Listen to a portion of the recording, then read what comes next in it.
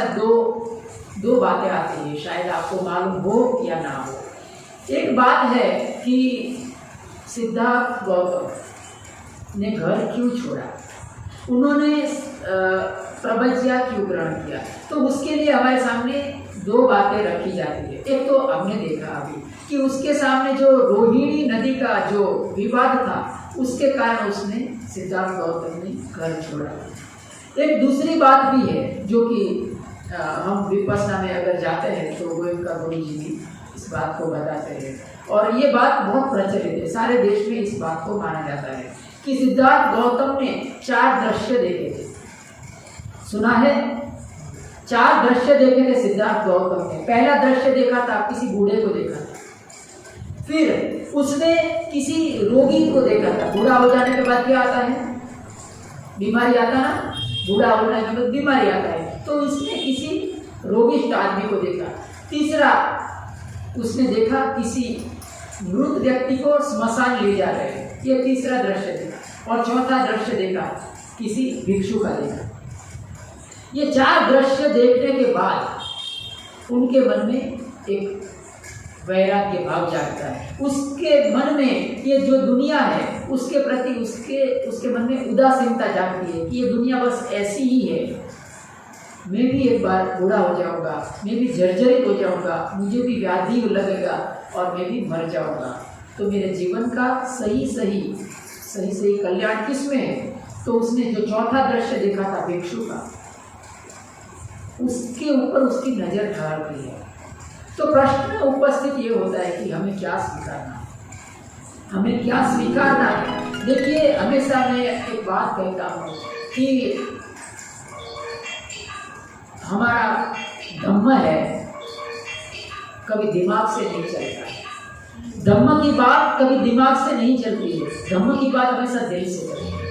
धम्म दिल से होता है, दिमाग से नहीं होता है। तुम समझो कि बुद्ध का वैल्यू किसमें है?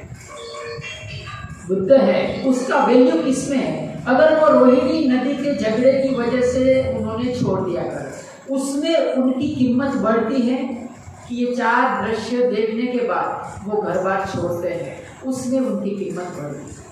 क्योंकि हमारा श्रद्धा भाजन है भगवान बुद्ध, तो उनकी श्रद्धा किसमें बढ़ेगी? आप बता सकते? दोनों विषय है आपके पास। एक तो उसने 4 दृश्य देखा, उनके मन में वैराग्य जागा, घर छोड़ दिया। पहला, उसने रोहिणी नदी की वजह से उसने देश छोड़ दिया। तो दोनों में से उनकी जो वैल्यू है, कीमत किसके बढ़ेगी?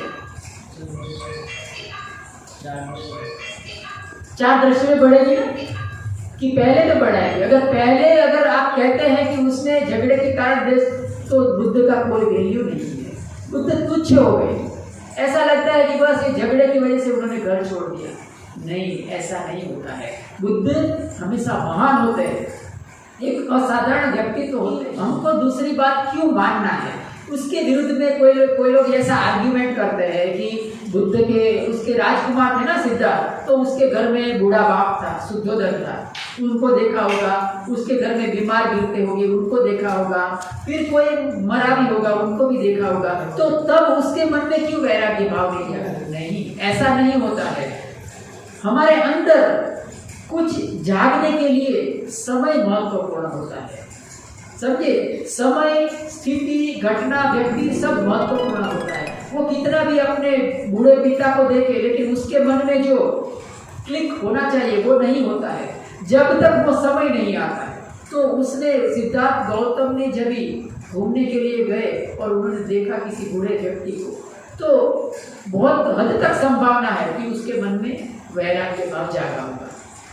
हमें क्या मानना है वो हमारे पास तय करना है कि बुद्ध की कीमत किसमें